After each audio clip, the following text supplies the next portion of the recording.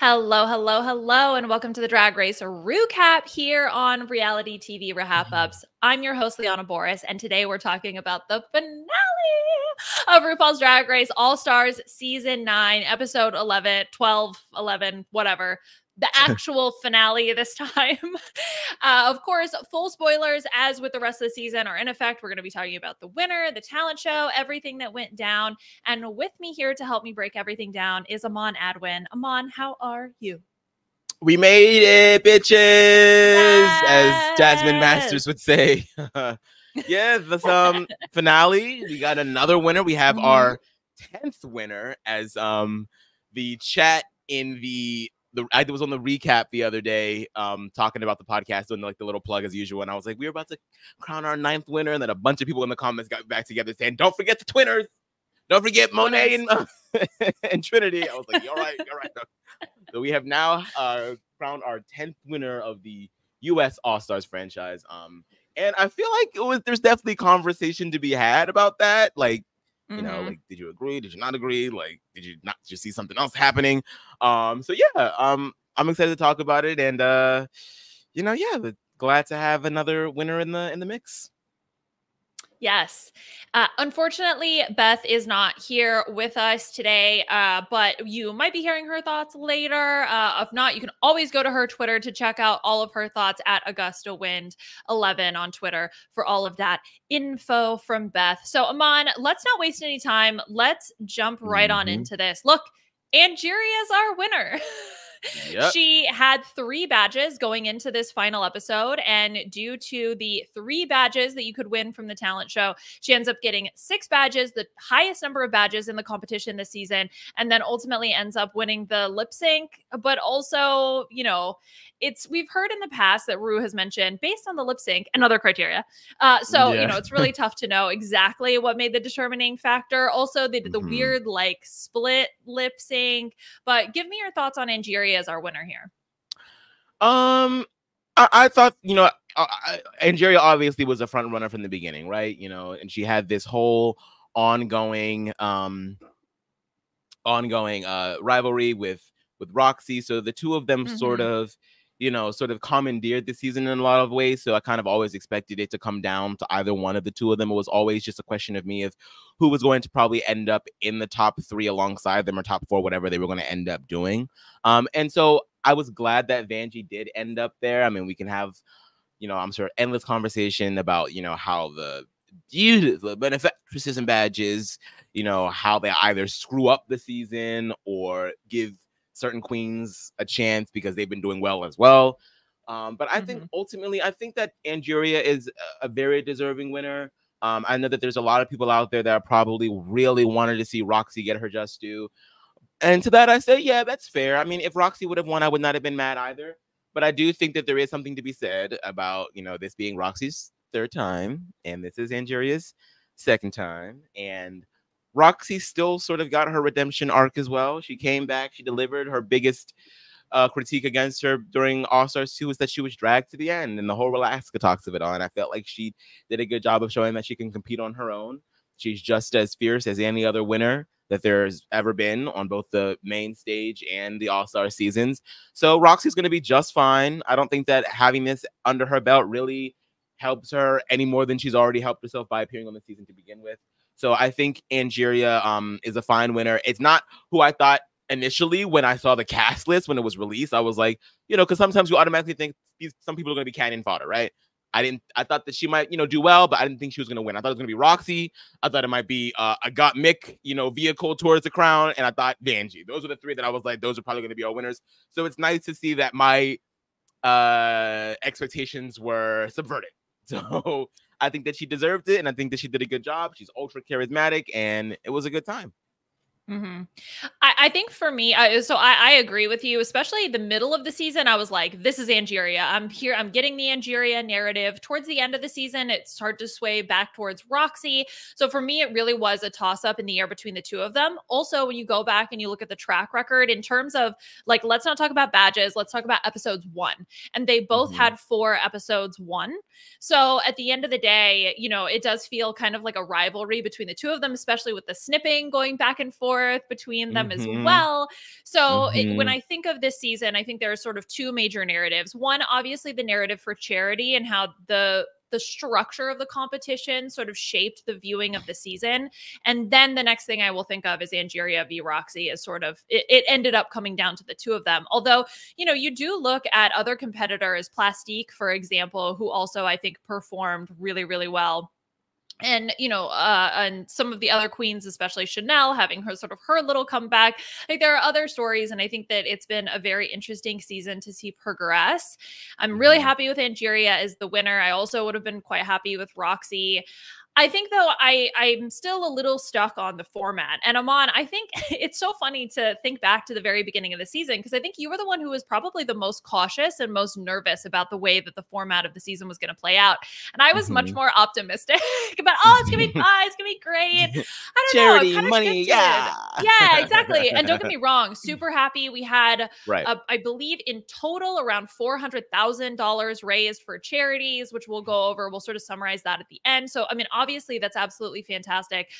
It does, though, in terms of the competition element of the show with queens knowing that they don't have to go home, you know, can say, look, we're playing for a charity. I think it just takes a little bit of the sharpness, the bite a little bit out of the competition. It just feels a little bit softer. I don't know if that makes any sense at all. But it definitely shaped the way that I view this season. I think All Stars needs a little bit of a break, if I'm being honest. Yeah, I think that All Stars definitely needs a bit of a break. I think that I don't know who the powers are at play here. I don't know if it's RuPaul.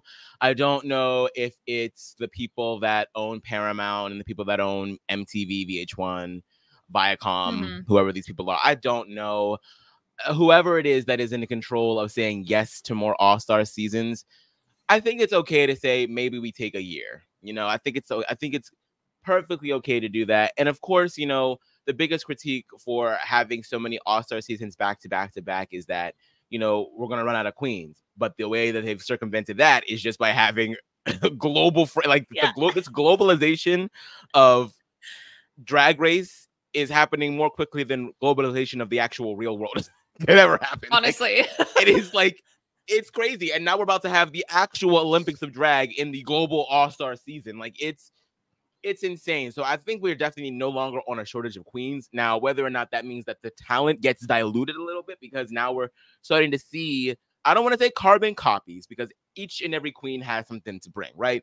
But there are a lot more trends that we see in certain queens. The very fact that we are having dynasties amongst certain seasons where it's like, oh, you're this person's daughter. Oh, you're this person's daughter. Oh, you're this person's sister. It's like, all right, we gotta do something here. So I definitely feel like that's one of the issues. And yes, you're right. I was a lot more optimistic coming into the season, but the finale did feel a little hollow. And I'm just thinking about, you know, how we felt about previous finales, even the ones that we didn't necessarily agree with. There was like this momentous event energy behind them, you know, and I feel like now it sort of feels like par of the course. Let's sort of like get this over with. There's a YouTuber by the name of Kayla Says. I really enjoy a lot of her content. She started off on YouTube doing a lot of Drag Race commentary, and now she's sort of like branched off into just pop culture commentary. But she did talk about this season's finale, and I think, you know, she kind of summed it up perfectly. And I think a lot of us have been saying the same thing. It's like, I think in order to appease the queens, because obviously the queens, the World of Wonder has been having a hard time getting a lot of them to agree to come back because they don't want to be eliminated after spending so much money to come back. So I think the best way to go about that is like, sure, if you have money for charity, then you also should have money to just give the queens a stipend.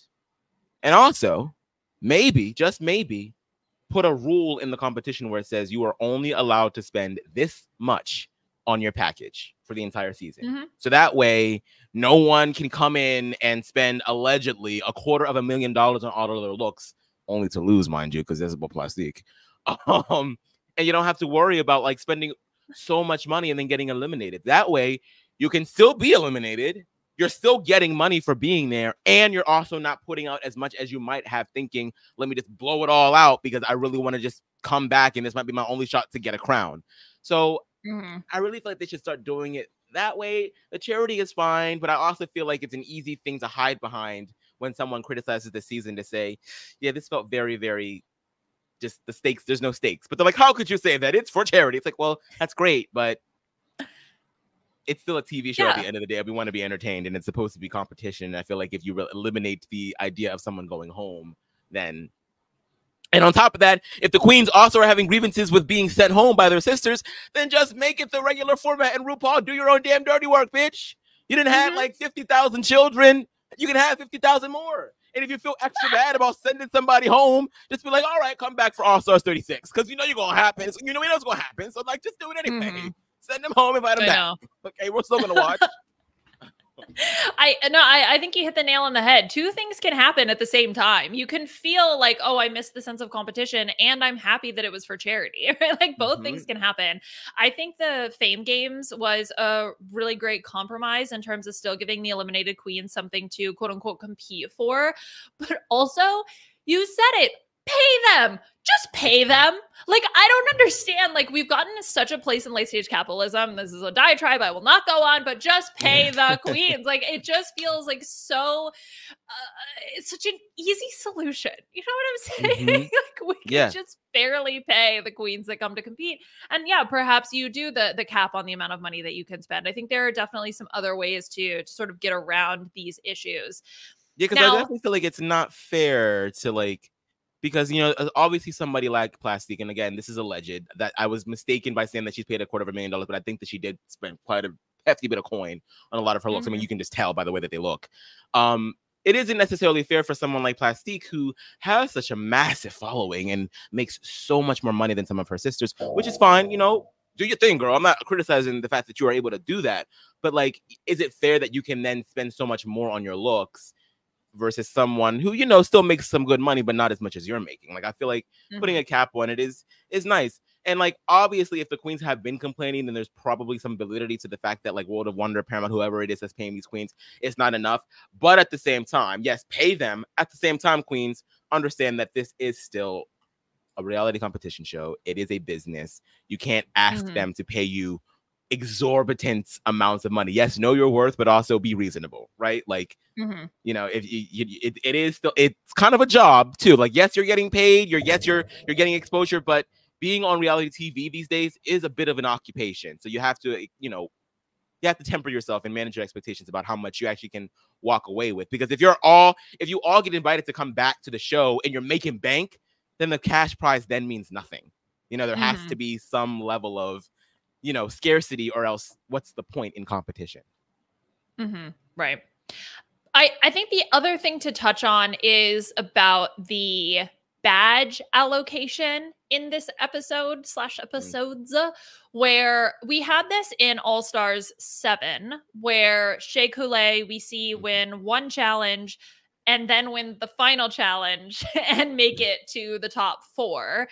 And in this iteration, not only do you have the same thing with the 3 badges for the final talent show competition, but then also you have this double diamond thing, which ultimately doesn't end up having an effect because Nina gets the double diamond, doubles from 2 to 4. 4 is not enough to make it into the final 3. But there just felt something very bizarre about just sort of, who gives a crap what happened in the rest of the season? So, I mean, that being said, that's a feeling that I have. Ultimately, when I look at the results, Angeria and Roxy still won 4, right? So I think you can still make the argument that sort of our top 2 competitors also did the best throughout the course of the season, and so would have ended up there anyway. But it still just feels a little like, what is even the point? Like, what are we doing here if we're just going to hand out so many badges in the final episode? Because it makes everything else just feel like, you know, why bother? Yeah, I think the badges, the plungers, the scissors, snipping, all of that stuff, I feel like it's cute for the first couple of episodes, and then it does lose its charm. It loses its stakes. I think we just have to go back to regular role judging, you know, and don't be afraid to let the queens know that they're doing poorly. Obviously, the way that they know that this season is by not getting any badges. But again, when someone like Chanel goes the entire season without receiving a badge and then all of a sudden has 3, you know, which we're all happy for her, obviously. But at the same time, it's like, okay, so no matter what, everyone's going to be on like a level playing field. And I feel like this narrative of trying to make all of the queens feel, you know, or seem or come across as, you know, good competitors, I get in theory that makes everybody feel good. But again, it just contributes to the competition not feeling as, you know, high stakes. And so I just, you know, that there is no competition without stakes. It's just an ingredient within the nature of the beast, right? So we need it, or else what are we doing? Right. Yeah. What are we doing here? That's exactly the feeling. And then I will say this again, the fact that they split the finale over 2 episodes, but did not air them the same time. I think that really took a little bit of the wind out of the sails, because you're going into the finale and then you have essentially just a filler episode with nothing in it. And then you're just kind of like, okay, well then what is even the point? I mean, you know, you and Beth were talking about this in our group chat, that spoilers were out like ASAP. And I think that's because people were just they were like, we're ready to know the winner. Like, we just want to find out who ultimately wins this season. And we'll get into this now, but the talent show as well, the judging of the talent show, how that's kind of perceived, I think also folds into a little bit of some of the my own personal not super uber duper happiness with the finale. Yeah, the talent show definitely needs a bit of a facelift, or stricter rules. Because yes, lip syncing is the bread and butter of a queen, right? For some of them. But if that's all the people are going to end up doing, then it's no different than a Lollapalooza. So I think it either needs a change to a lot of the rules. Like maybe it's a thing where, you know, you're real strict and you're saying, oh, there can only be one lip sync. There's a bunch of different talents out there. You got to choose one, or you just get rid of it entirely. And that's just, we just retire that competition for a while, okay? Because especially when it's in close succession to another Lollapalooza. Like we got the Lollapalooza, then we got a filler episode, then we got basically another Lollapalooza. So it's like, okay, well. Right. Or maybe, yeah, exactly. Maybe it's the combination of having it right next to the Lollapalooza and also having it be the determining factor for the 3 badges, because it just sort of felt like they could just pick whoever they wanted, you know, because honestly, everybody did a really good job. So I think you could make an argument and justify why anyone should get the win here. And I think that also makes it feel a little bit like, ugh, like, okay, I'm okay. Maybe if we do it first, like the very first thing of the season, but not the thing that essentially determines who's going to end up in the final 3, because the 2 winners here are the 2 alongside Roxy who end up making it. So it really is just like, did you do okay enough throughout the rest of the season and then just win this and you're golden, you're in the final 3. But yeah. Okay, let's talk about the talent show. So it's the Slay It Forward Variety Extravaganza. That's the official title of the talent show. And this also felt like it flew by. It felt like everyone's act was really, really short. I don't know if that is just me and my own brain compared to other seasons, but anyway, fine. So let's go through all of the competitors. Angeria is up first, and we did get to see or get to hear a little bit of a preview, I guess, just in that we knew she was going to do a song called Park and Bark, her own song.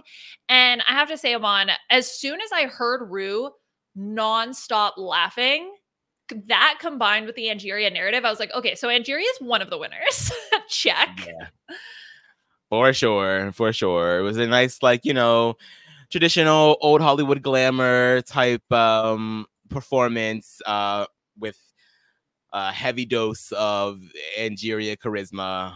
And yeah, it seems like RuPaul cannot get her enough of that ugly bitch line. Cannot get enough. Oh, yeah. For sure. Yep. I think it was that. She had her own little dance, the side to side, you know, hands, and just the way that the judges were reacting. It was like, okay, so I'm being told that this is really funny. Like, don't get me wrong, it was good, but it wasn't like the thing that stood out to me the most when I think back on this talent show. Although Angeria does, as we know, end up getting the win here. Yeah. And that again, that's the problem. When there are so many of these types of performances, you really have to do something that's going to wow people, which is, you know, we'll talk about it when we get there, but you know, we had Georges do something interesting, and that got like a large reaction out of the judges. So yeah, I don't think that Angeria's performance, yes, the lyrics were funny, but she's not the only one that had some interesting or funny or engaging lyrics. So, and I think that as far visually wise, I think that hers was probably the least intricate in terms of like choreo and just like what was happening on the stage. So it was surprising that the judges reacted the way that they did. But again, if this is what RuPaul really wanted in the end, then there was no wrong that Angeria could do. Exactly. And that's the thing, is that for me, it ended up being a little bit forgettable, especially by the time I got through everyone else's performance. So, you know, that's my own personal preference. She does end up winning, but I don't think that if I were making the decision, she would not have been in my top 2. Yeah. All right. Let's talk about Gottmik. So Gottmik also has an original song. We find out that she is going to be playing guitar, but hers is sort of a mixture of lip sync, dance, then plus some guitar playing, it seems like, at the end, Aman. Yeah, it's like a nice little punk rock type, gothic type feel. Reminded me very much of Kiss because of the white faces. It was fun. It was she was engaging with the dancers. She had like a little, was she actually playing or was she just pretending to play? I can't tell. Okay, so I want to believe that she played. I think she actually played guitar. I mean, I know about 4 chords, so Yeah. that's like the extent of which I know on acoustic. So I don't know about anything with this. It sounded fine, maybe a little bit messy, but I was happy that she did something different, right? Because both the song, like the energy of the song, and then we think playing a live instrument, I mean, that's something that is different, and I think is to me more of a, not, okay, it's tough to say. I don't want to say more of a talent, but it's more of a distinct talent than maybe what we see otherwise.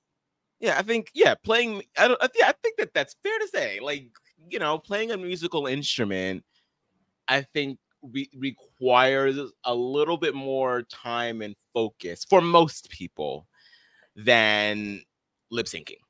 You know, like I feel like we can all mouth words and do a little twirl. Even if we're not the most experienced dancers, you can lip sync to a song if you really want to. But playing an instrument, you know, you have to take the time to actually learn how to do that.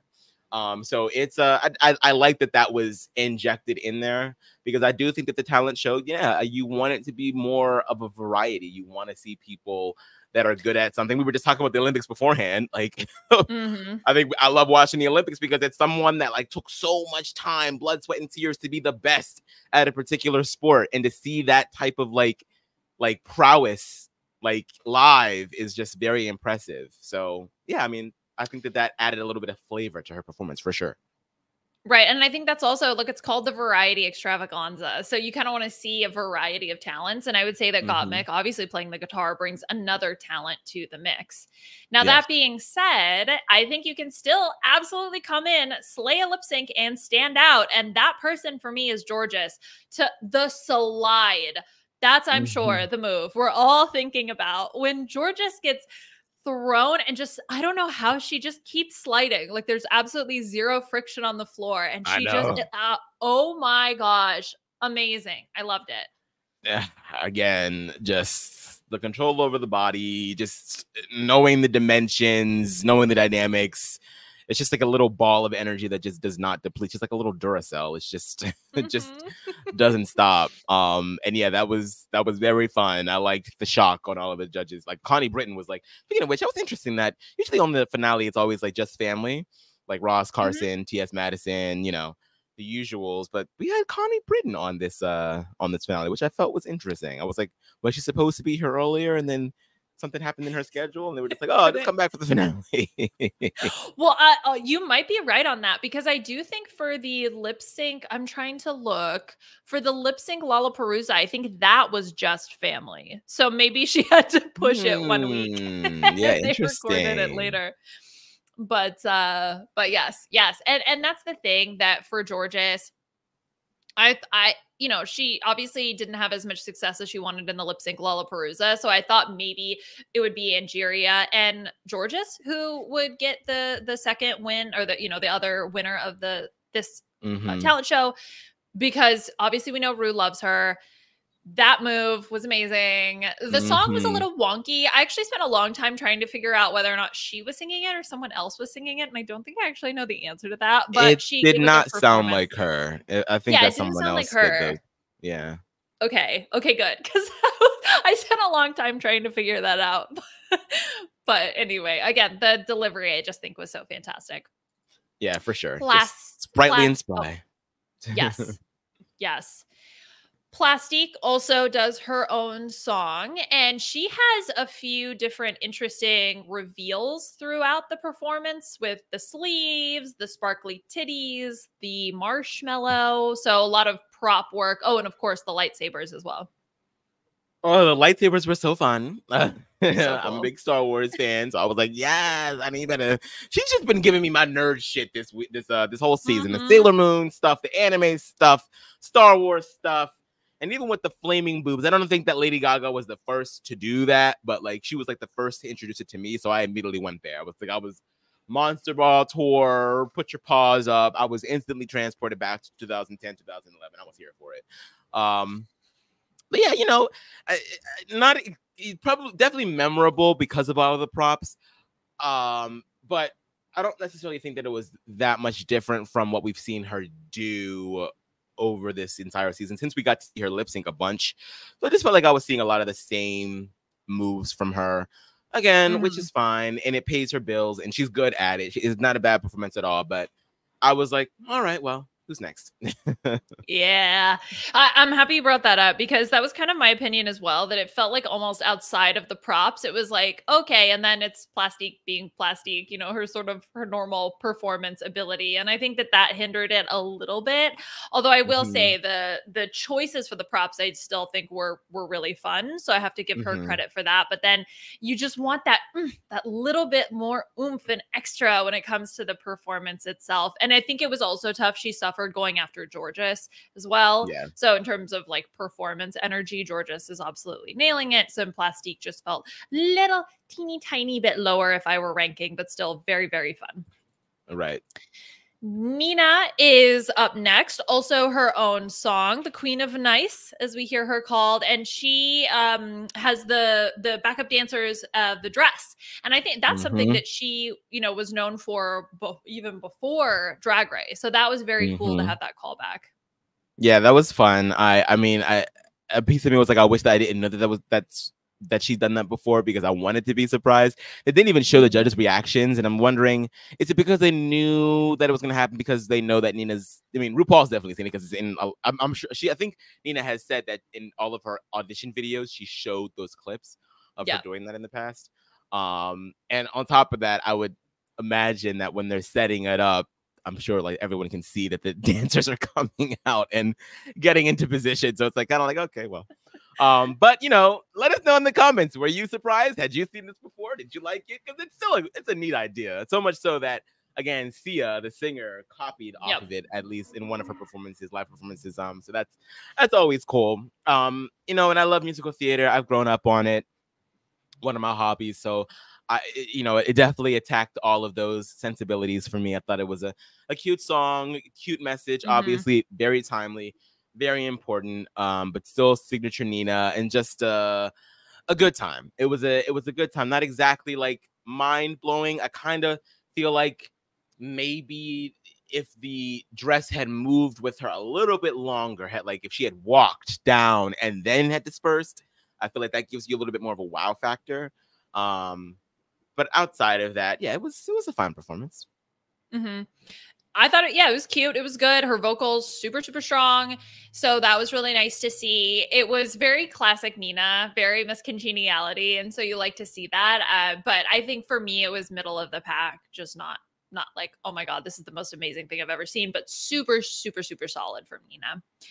For sure. Roxy. Let's talk about Roxy. Okay. 2 critiques. 1, why were the vocals for your song recorded on a tin can? The audio quality was so bad, Aman. I just could not. I had such a hard time trying to focus. I was just like, why is audio so bad? And I do think that so that was one issue. And then the other issue I had was, look, I love to do a call. I love a good callback. The fact that she's calling back to her burlesque performance on All Stars season 2, the one that she won, but and then trying to do the humor out of it, but with the bad vocals. For me, look, I love Roxy. I think she is sexy AF, but this unfortunately just did not work for me. Yeah. Yeah, I enjoyed it. I like that, you know, on All Stars 2, she was in white, and this one she's in black. That's a lot of fun. The lyrics, you know, obviously are telling the story, and, you know, this is how I got here. So that was a lot of fun, and that big juicy old ass, man. That I feel like that ass keeps getting bigger and bigger each episode. I'm like, what is going on? I love it. Teach me your ways. Oh my god. Yeah. So I agree. I think because she mentioned so everything in like the lyrics in the song are like so timely, and like as if she could have recorded it like a week before, and maybe she did. Maybe that is why everything got rushed real quick, and she's just like, quick, I gotta get this out. I gotta get this before the finale. So maybe, you know, she was recording in her hotel room. I don't know, but yeah, I did notice that too. I was like, something seems a little off, just a little off. Yeah, exactly. She recorded it in her hotel room with her like MacBook microphone, GarageBand, something like that. Yeah, and GarageBand. Yeah, I mean, look, Roxy still, I would tip the shit out of that performance. Like, don't get me wrong. We're just simply comparing to the top of the top, the best of the best in this. Right. I think it was a really great idea. For me, it just, like I said, the concept just didn't 100% click for me. Right. Chanel is up next and had next to, I would say, probably Gottmik and maybe a little bit of Roxy, the biggest variety when it comes to talent, because Chanel can juggle the house down. We see her juggle the batons, the knives. She balances a giant cube on her chin. This was so cool to see. Yeah, I mean, the only thing that I feel like maybe would have like put her at the win was if she lip synced on top of it, because that seems to be the way to go. I'm like, maybe if she had sang a song while doing all of this, like then it would have been, you know, something that put her in the top. Unfortunately, because she definitely had the most technical of the talents, you know, juggling bowling pins, then juggling knives, then balancing a cube on her chin. Like, yeah, I you know, that automatically makes you want to give her more points. But I guess that's just not like what Drag Race likes to see in talent, which I'm like, I don't know why. I really enjoyed the talent show during All Stars 4 because you had a burlesque performance, you had a technical performance in like the painting that Manila Luzon did and then turned it upside down. Then it was another painting. You had like comedy from Jasmine Masters, even though it wasn't that fun. Although I thought it was funny. Okay. I thought it was funny. And I agreed with Jasmine Masters when she was like, you might not like what I was saying, but you can't say that it wasn't funny. I was like, yeah.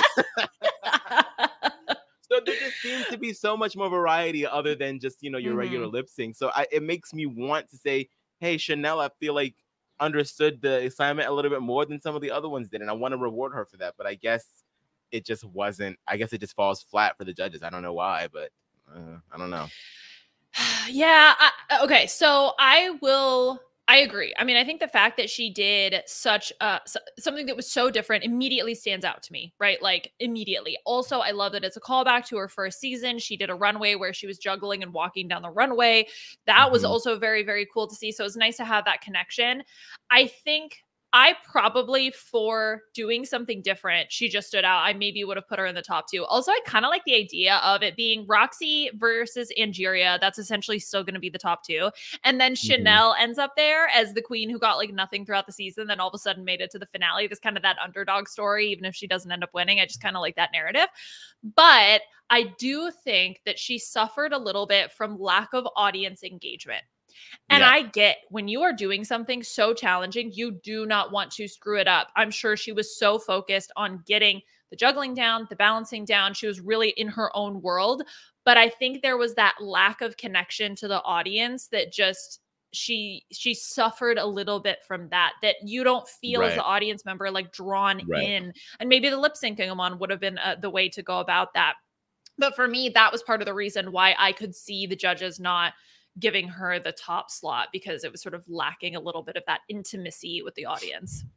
Yeah, for sure. I think, yeah, lip syncing something where there's like maybe having a volunteer. I mean, I don't know how much time they have. I don't know. Maybe that's not something that would a lot for her. But I think that it does sort of feel a little muted, which sucks because it is a technical talent.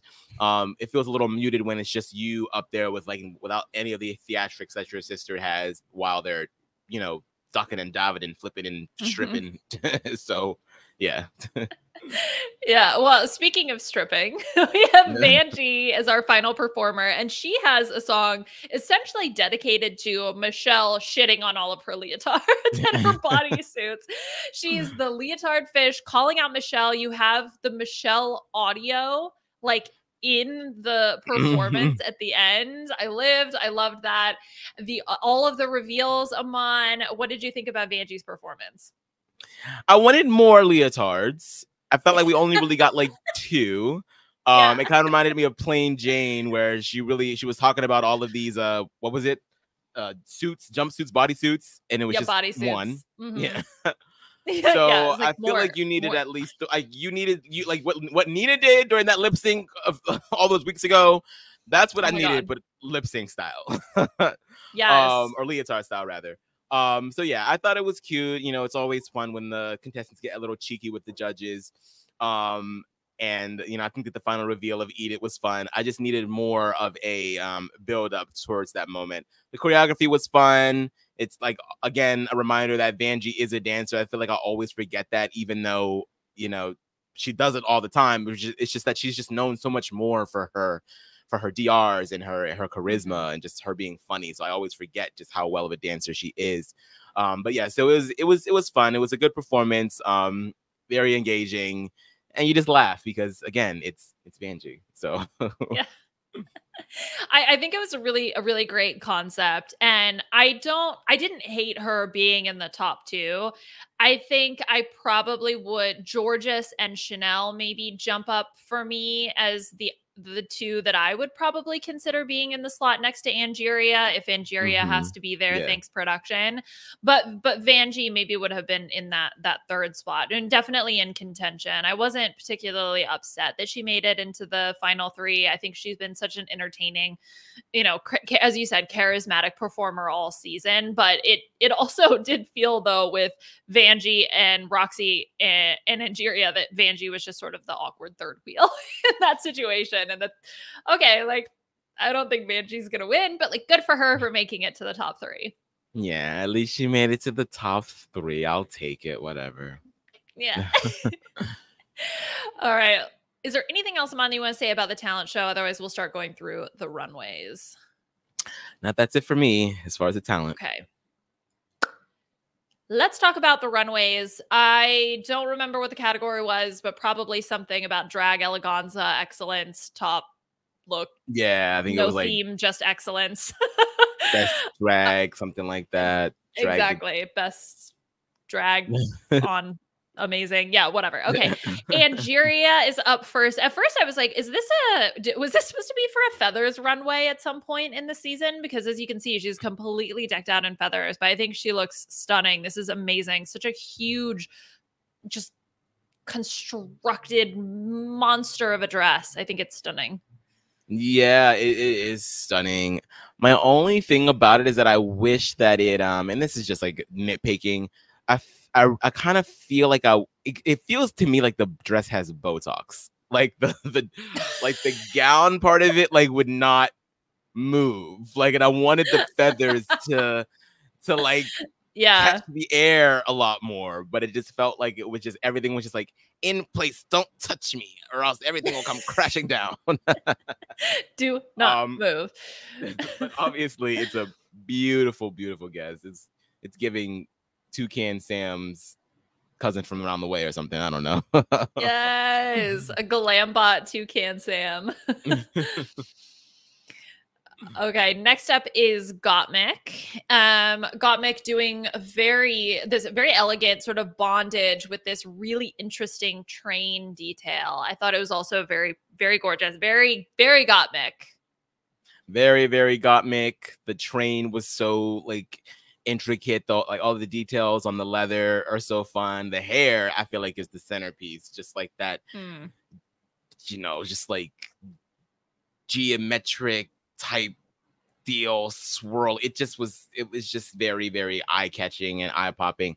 Only thing that I have against Gottmik on the runway is like I don't like her walk. I don't like her walk. It feels so restricted and just like she feels like a like this is me, like I'm not trying to be rude, y'all, so don't come for me. I love Gottmik, but like the walk needs it. She needs Miss J from ANTM. She just needs a couple pointers because it's too pointy. Okay, I just need for her to loosen up a little bit because I'm just not. You gotta sell me the garment. Like all of your garments are so detailed and so well thought out and so, you know, intentional. Like I want to see them sold well. You know, an artist she may not be. An artist she is, rather. A model she may not be. This one is also so tough because the tightness of the skirt goes past her knees, which makes it extra difficult on top of that. So yeah, she like kind of had even in less restrictive garments. That's true. This was more of a shuffle though. She kind of had to shuffle down the runway. But I also think it's a great capstone. She's, you know, got to, and talks about this as part of her journey, got to wear a lot of designer.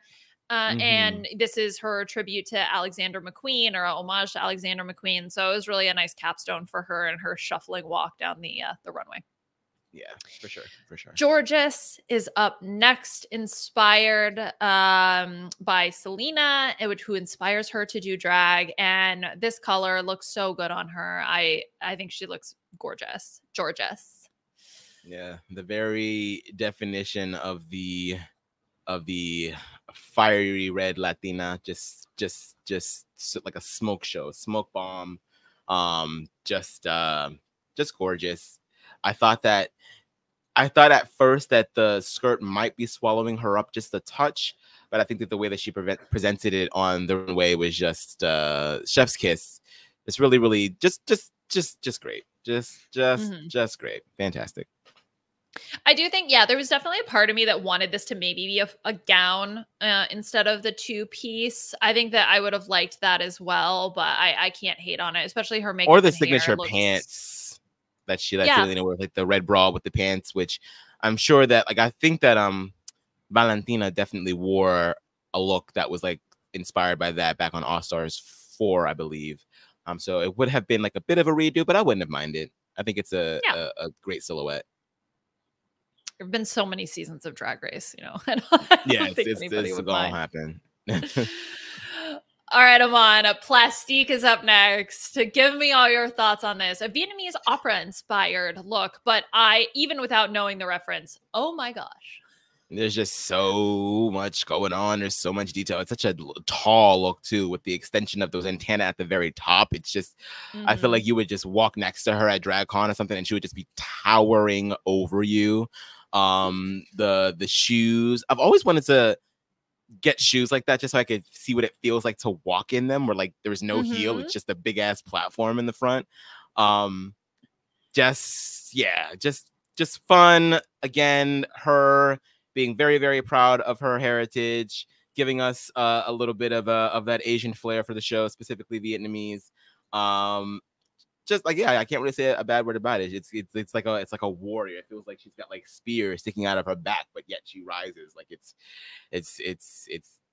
giving. It's just giving. Yes. It's very giving. It's giving also for me video game character armor. I don't think that that's what was inspired, but that's what it looks like. And I would love to play as a character dressed like this. Gorgeous, yes, absolutely gorgeous, and it shows. I mean, her package the whole season, she's really delivered.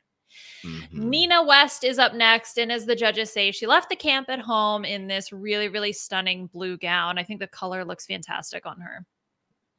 Yeah, the only thing I don't like about it is like the way that the skirt sort of like foops out and then down. It does look just a touch awkward, but that might just be the silhouette of the dress. I feel like I have seen other dresses do that in the past, so maybe I'm just not a fan of this particular silhouette. But I agree. I think that the color on her is beautiful. I think that the wig was sculpted to perfection. I'm not sure about the earrings. I feel like I want different earrings, maybe blue earrings. I don't know. But yeah, sapphire pussy on fire, or I fucked that up. Pussy on Or sapphire. silver. I wanted silver shoes to match the jewelry. That I think would be really cute, especially because it peeks out. She's got a little bit of a slit in the gown, and those silver shoes would just sort of peek out and really, I think, tie the whole look together. And I think the silhouette, I see what you're saying with the shape, especially like right around the waistline, about the way it looks, that it does look a little wonky. I don't think I noticed it when she was walking, but now with her standing, I could definitely tell that it wasn't exactly my favorite shape, but still, I mean, Nina looks absolutely stunning. And I echo what you say about the wig as well. Just sculpted to perfection. It looks so heavy. Oh my gosh, I know. Well, that's the other thing. And with, I think about this with Plastique also. The fact that she's wearing those shoes, this big ass contraption, and just is walking like everything is fine. Like it ain't nothing. She's barefoot. Yeah, I will never Just not walking be down the impressed. street. Exactly. Just, not a problem at all. Just going for it. Roxy is the next look we're going to talk about, and dripping here in gold. I really, really like this look so much. Yeah, I love the looks where it's like you have all the shiny material and it does appear as if it is dripping off you. It just feels so just rich and just like decadent and just like overindulgent. It's just like, I just want to bite it, but I want to own it, but I don't want to touch it, but I want to just caress it all over. Like, there's so many things that I want to do. I know. In a museum, that's when I think of these jewels, just something in a museum. Like, I just want to look at and admire and see all the sparkle.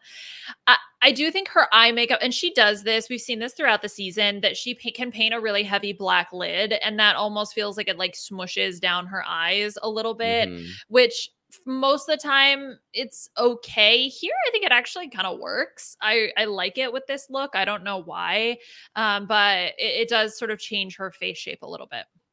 It does. It does. I feel like this is a silhouette from her that we don't often see too. Like, I feel like she's either wearing something that's like more burlesque or like skimpy or like, more extravagant ass like gowns. So like, this is like something that's like, it's like slimmed down in the best way possible. That's like a little bit more minimalistic, but because of all the dripping jewels, it like takes it to that next level. So yeah, it's a lot of fun, and I love the hair color. Yes, absolutely. And it's not a hair color I think we see her wear often. I mean, maybe I'll have to go back and look, but I think it looks good. Chanel is the next queen we're going to talk about, and walking a dog with not an ounce of fabric on her. Talk about jewels, literally dripping in jewels. Yes, I love it. This I would, if I had seen this a year ago, like last year, I would have worn this shit to the Renaissance World Tour, bitch. Like, this is everything. I love it. I love it. I love it. I love it. I love it. I love how it gives like, again, rich, but because of like the sagginess of it, it's also giving like, it's like, I don't think I've ever seen like a sweatsuit made out of jewels before. You know what I mean? Like, it's giving athleisure. It's giving like, I just wear this around the house when I wake up in the morning and I'm having my avocado toast that has like edible glitter in it. It's probably prepared by Lisa from Big Brother 26. Like, giving everything that I need. When I saw her in this is when my personal rooting interest for Chanel winning the challenge. This is really when it came into full force, because I see her in this, something that, this is not a look that I would have expected on Chanel. And to have it draped the way it is with her, with the dog prop, like just everything about it. Of course, her mug always on point. This is when I was really, really wanting her to be in the top 2 for this week because of this look, as well, of course, as the uniqueness of her talent. But nothing but positive things to say about Chanel's look this week. Last look is yes. Last look is Vanjie. Vanjie going full branding with her name all over her. The custom boots, I believe she says. And yes, very Vanjie. This is definitely Vanjie essence to a T. I mean, I liked what she was going for. She said hip hop royalty, and this definitely exudes all of that. I just don't know if I like the look in particular. I don't know. It feels a little. It feels a little like it shouldn't go together, but that's Vanjie. So like, she definitely pulls it off. A lot of her looks have been like that. I think like her entrance look is very much like that. It's very like things that look mismatched, but you still get it, like, because that's the point, is that it's like, I'm grabbing the things that I think look nice and I'm gonna put them all together and you're gonna eat it up. Like that's Vanjie to a T. So I like the poofy coat. I kind of want the poofy coat. I want the boots too. I just don't know if I'd wear them all of it together. Right. I had the same impression that I really like the coat. I don't know what the hell it's made out of. Like, yeah, I was like, is it like tinsel or like, I can't tell what it looks like. Tinsel stuck onto a fabric liner, and I love the look underneath as well. I think maybe it's the colors or something. Like if the tinsel coat was gold, then maybe that could work a little bit better. And otherwise, I mean, again, I think it's a great look. I don't think it's my top look for her from the season, just because it does feel a little bit disjointed, but it's classic Vanjie, and she's just so charismatic. She's a star no matter what she does. Yeah, it's definitely Hall of Fame for her in terms of all of her looks for me. Okay, so we've gone over the talent show. We've done the looks. The results, as we sort of already discussed, Vanjie and Angeria are the top two for the week. Nina gets the double diamonds, but as we mentioned, that doesn't actually end up impacting the top three. So our final lip sync is between Roxy, Angeria, and Vanjie, and they each get to perform individually with then it all edited together, and they're doing Rhythm Nation by Janet Jackson. Angeria, as we know, is the ultimate. Yes. Sucks. Elaborate. Just let the queens have their own performance. Maybe different. Oh no, I guess I understand it being the same song because it's, you know, level playing field, right? And everything, everybody's doing the same thing and has the same song to work with. I get it. I just didn't like the split screen of it all. It didn't really, it feels so much less engaging. It's like when you're trying to do multiple things at one time, then all of the things are not done in the best way possible. I just want for either you have them all on the stage at the same time, like, or you cut it down to a final two, right? And then just have them both lip syncing. Or you just have them all three of them on the stage at the same time. Like, I don't want to see a split screen. I don't want to see, and like, I feel like it's also like not the best in terms of judging. Like, I feel like you sit there and you watch three performances of the same song. It's just like by the third time you're gonna be like, all right, let's just get this shit over with. At least I would. So yeah, I felt like this was sort of like anticlimactic too, because you don't get to watch any type of build, because the minute that you get kind of interested in what, you know, Roxy might be doing, they cut to Vanjie and it's like, okay, well. So yeah, this definitely was not the move. I don't know who decided this should be how it ends, but this was not the move at all. Yeah, it did feel anticlimactic. You know, like this is supposed to be the lip sync for the winner of the season. And to be honest, I just kind of felt like, meh. Nah. Like they could also justify anybody as the winner, because they can edit together the performance in any way they want. And also the judges' reactions, right? Because you hear cheering at the end, but it's like, okay, that cheering though was for one performer, not for the whole group. So who were they cheering for? Was that like actually Vanjie's reaction? And then they just wanted to put, you know, I don't know. It just felt, again, like a little bit disingenuous and just felt a little bit stilted and awkward. So I was not the biggest fan of it. I would have preferred all three of them, just throw them out there all at the same time. Or I actually didn't mind that idea, Aman, about they each get to pick a song and then do a final lip sync performance to that song. I actually don't mind that idea either, because then at least they have some sense of agency, and then it does feel a little bit more unique and a little bit more build up. I mean, we see this in the finales now of the regular season, where when the queens they have a song made for them, and it doesn't have to be that. They could just pick a commercially available song. But they have sort of an opportunity to perform on their own. What's their final mark? And then a decision could be made for the winner. So yeah, I just felt like a little bit of a nothing burger, and I just felt like the judges were going to crown who they wanted to crown anyway, and it kind of didn't really matter, especially when you see Angeria do her like third donkey kick. You're just like, okay, we get it. Right.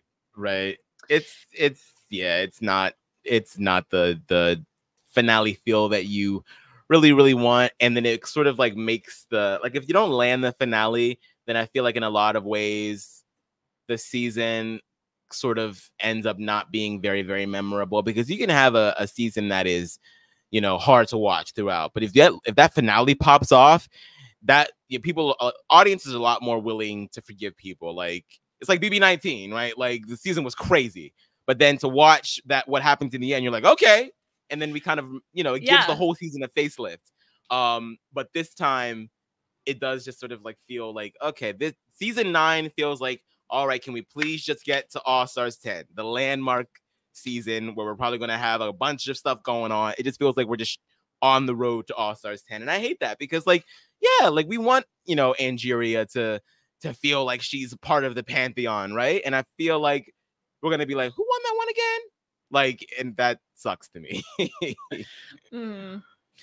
We'll definitely see how the season ages. And I don't, you know, to kind of go back a little bit to the format, like I don't mind the producers trying something. When you have this many seasons of Drag Race, like, sure, try something new. But I think the key is then to learn from the experience of what worked and what didn't work. So I'm just hoping that the production team will take away the general consensus of the feeling of the season and try to workshop maybe why the season didn't quite work as well as maybe they were hoping for. Angeria was crowned. Kylie Sonique Love was there to do the crowning. Jimbo was on Zoom in the workroom earlier, making her coin.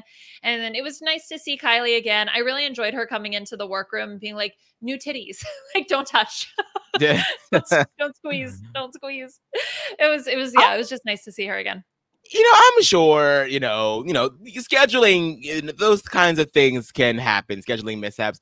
But I was a little miffed that Jimbo wasn't there. I was like, girl, if you don't bring your ass back to the show that gave you the reason that you're on tour right now, bring your ass back over here and help crown this damn queen. Like, don't nobody care if you're on tour, bitch. Like, you're all gonna be on tour. You should have cleared that schedule. I don't know what Google Calendar they have, but whoever is in control of that kind of stuff over at Water Wonder, y'all effed up, because Jimbo should have been like, oh, I can't book on this particular day because I need to be there to crown this queen. Like, Kylie Sonique shouldn't be doing your duties, okay? Although we were happy to see Kylie still. Right, yeah. Yes, drag her. Okay, what else? Aman, is there anything else that you want to talk about? You know, not really. I mean, I feel like, we can talk a little bit about, you know, the last episode. It was nice to see. We kind of already did. I mean, it was nice to see, you know, the Tic Tac chats and, you know, have everyone sort of like do like a post-mortem on the season. And Vanjie in particular, I feel like has just been such a joy to watch, not only because she's Vanjie, but again, because she seems to be one of those queens that, you know, has multiple like real moments on the show where she's like, damn, like, I can't believe I'm here. This is great. This has really changed my life. And, you know, not to bring back BB19 again on this podcast, but like I got the pleasure of being able to, you know, represent RHAP over at the at Oz's BB26 premiere party, and I got to meet Josh Martinez for the first time. It was so cool. And he was just like, he talked with me for a little bit, and he was just like, you know, you really have to apply, because this whole thing just really changed my life. And it's just like really nice to see people that get these great opportunities and just live in them and soak it all up and really enjoy it. It's very inspiring, and it's nice to see when it happens to people that genuinely feel the love of it all. So yeah, I think that this season, in a lot of ways, yes, lots of inconsequential things have happened, but I do think that witnessing the camaraderie between all of the queens this season, we got to see them cry in the workroom towards the end. It's nice to see that they, you know, really fostered a great sense of community. But enough of that. I want to see blood. I want to see tears. I want to see fights and revenge. I know, right? I mean, look, at the end of the day, you can still take away those positives from this season while still wanting to have maybe more of a cutthroat energy, because it was a little bit kumbaya, especially towards the end. But it was, as you said, really nice to see a lot of the queens appreciate everything that had happened and to be able to reflect on that and their journey and their experience, and especially for them to be able to bond throughout the entire filming of the show, right? Because they are together entirely the whole time, right? No one is going home. I think that's also very heartwarming to see. Again, format wise, a number of missteps in my opinion, especially the splitting of these two episodes up into one. And then also a few other things to note. One, at the very beginning of episode 12, we get the get out the vote call with Kamala Harris, which I'm so curious to know how, like, someone needs to explain to me the timeline of everything. That was like, crazy. Was this before Biden dropped out? Was this after? They filmed it. They filmed it when they filmed the season. Yeah. This was like at least months to a year ago. It was crazy. And now all of a sudden, the timing of it is crazy, especially for it to be this week. A piece of me is like, conspiracy. Maybe this was a part of the plan all along. And Biden was going to drop out, and then Kamala was going to launch her campaign on Drag Race. On Drag Race, yes. With Lance Bass, Leslie Jones, Cheyenne Jackson, Jamal Sims, like the Michelle, of course, was there. That was really cool. That was really interesting to see. I love that, which, by the way, vote. Nothing is locked. Please vote. Please vote. It's Brat summer. We would love to have Brat November moving into a Brat 2025. So please keep that up. Vote, register to vote. As the queens always say at the end of every episode. Oh, yes. And then the other thing I wanted to bring up was I wanted to give a shout out to all of the charities. I think that is another positive to come out of the season. The fact that we had so many charities get so much money. Of course, National Black Justice Coalition, Miracle of Love, ASPCA, Trans Lifeline, NAMI, the Trevor Project, the Asian American Foundation, and of course, the Anxiety and Depression Association of America. So they were able to raise, again, about $400,000 for these charities. Of course, a huge chunk, of course, going to the National Black Justice Coalition as of Ingeria's $200,000 win. But just another shout out to all those charities helping a lot of people or animals that need it. Yep. And one more look at my list. I think that's it, Aman. I think we're done with the coverage of the season. We did it. We survived. We did it. I'm not, word's still out on whether or not we'll do some coverage for Global All-Stars for those that are asking, because I know I've gotten a couple of DMs and a few things on Twitter asking us if we're going to do it. I'm going to say it's probably a tentative no. We might pop in to, do a little something, but I don't think you're going to expect like what we usually do for the rest of the seasons. But we're excited about it. I kind of wish that it was taking place like during the Olympics as well, like the actual Summer Olympics, because it's like, ooh, like the Drag Olympics are also on. But yeah, I'm really excited for Alyssa Hunter, Team USA, obviously. And Alyssa Hunter. Oh my God, excuse me, Alyssa Edwards. Edwards. Speaking of which, Alyssa Hunter is an alleged queen on All-Stars 10, so maybe we might see her soon too. We'll see. But yeah, I'm really excited and happy to be back for another season of Drag Race, and this was a fun one. But I'm ready to see what All-Stars 10 brings, because I feel like if there's a season where hopefully they can sort of inject a little bit more of that old school excitement back into All-Stars, it has to be a landmark 10th season. Okay, so we'll see what happens. I would love to see it. I'm going to be honest. I need a little bit of a break when it comes to Drag Race. We've been covering it, for sort of 2 seasons straight. So it's just need a little bit of a rest time. But if you want more Drag Race, Canada versus the World 2 has already premiered. So that's out. Feel free to watch that. And Global All-Stars, of course, there is more drag out there if you want. As Aman mentioned, the globalization happening rapidly when it comes to drag and Drag Race. You love to see it. Yes. Aman, where can people find you on social media? Is there anything you want to plug before we close it out? You can find me everywhere. Pardon me. At Aman Adwin. I am over at RHAP for the duration of the summer, talking all things Big Brother 26. I'm also, we are well into our podcast, me and Matt Lagoria over at The Diary Room, a Big Brother bracket podcast where we are matching up bracket style randomly all contestants of any North American iteration of Big Brother. 6 players in, 3 players come out. And we're going to be on this journey for the next few years to determine who the best Big Brother player ever is. I'm sure we'll probably have Liana in at some point, and all sorts of other familiar faces around the Big Brother community. So make sure that you check us out over there. You can find us on Twitter at Big Brother PK, or excuse me, Diary Room PCast, and you can find us on wherever you get your podcasts as well. You can follow me on Twitter at Liana RHAP. I'm going to be guesting on the Survivor. So Mike Bloom is doing a Survivor wish list for returning players, and they're going through all of the seasons of Survivor. I'm going to be covering 44, so I'm going to be recording that later today, although I don't think it's out until later in August. But if you're interested in Survivor coverage, definitely check that out. Thank you to the whole RHAP team for all of their help behind the scenes, getting this podcast out into your eyes and ears. Thank you again so much. Thanks to Aman and Beth for helping me cover the season. We love it, and we'll be back. Talk to y'all soon. Bye.